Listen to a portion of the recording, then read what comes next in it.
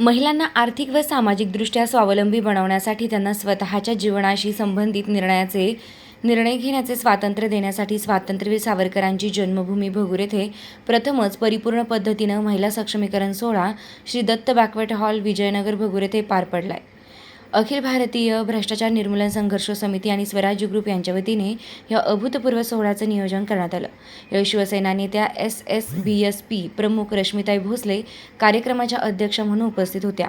तसेच प्रमुख उपस्थिती म्हणून RPI vice president Priyadarshini Nikalje, मनपा उपायुक्त संगीता नांदुरकर, राष्ट्रीय सरचिटणीस अमोलभाऊ भागवत, मनपा नगरसेविका संजीवनी हांडोरे, उद्योजक रुपेश सलगर, भाजप नेत्या गीताताई उगले, श्री दत्त बँक्वेट हॉल संचालक संजय दळवी, शिवसेना नेते संजय हांडोरे, सुनीलभाऊ सोनोने, मनपा नगरसेवक दीपक बलकवडे, विद्याताई बलकवडे, सागर चंद्रमोरे, मनपा नगरसेविका Lata Thapekar, Sujata Shirsat, Kapasabai Salve, Pramod Ghumare, rotary club vice president professor Sunita Adke, Vanchit Bahujan आघाडीच्या शहराध्यक्ष कल्पनाताई शिंदे, कौशल्या मुळाने, नंदा भुतडा, मुख्याध्यापक प्रकाश खैरनार, नरेंद्र मोहिते, राजेश्वरी खैरनार, नलिनी शार्दूल, सविता आहेर आदी उपस्थित होते. मनपा आयुक्त महापौर यांनी दूरध्वनीवरून कार्यक्रमास शुभेच्छा दिल्या. याप्रसंगी भ्रनिसच्या जिल्हाध्यक्ष आरतीताई भोज, अध्यक्ष ज्योतिताई काजळे, उपाध्यक्ष अनिता पाटील, सचिव पूनम भोईर, खजिनदार उषाताई सूर्यवंशी, व्यवस्थापक रुपाली पवार, जिल्हाध्यक्ष मनीषा भुजबळ, शहर अध्यक्ष यांच्यासह रवीना मोरे, संजीव मोरे, संजय बलकवडे, दिलीप भाऊ गायकवाड, रमेश चेवले, सूरदास पावशे, श्यामभाऊ डावरे, राहुल मोरे, अमित लोखंडे, सुभाष थुबे, विजय धिवरे, पंडित मोरे यांचे उत्तम सहकार्य लाभले.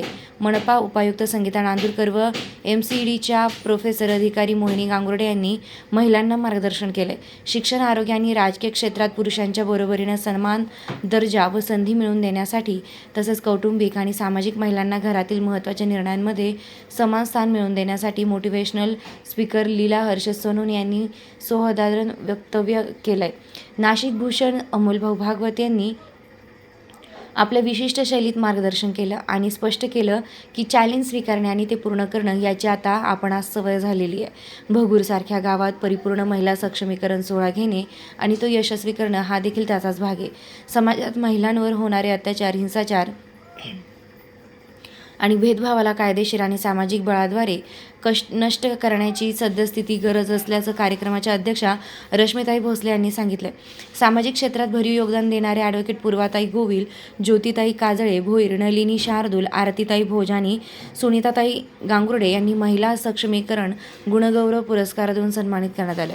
याप्रसंगी महिला बालविकास समाज कल्याण विभागाची टीम महिलांच्या सहकार्यासाठी नोंदीसाठी हजर होती. प्रकाश खैरनार यांच्या वतीने व्यासपीठावरील मान्यवरांना पुस्तके भेट देण्यात आली.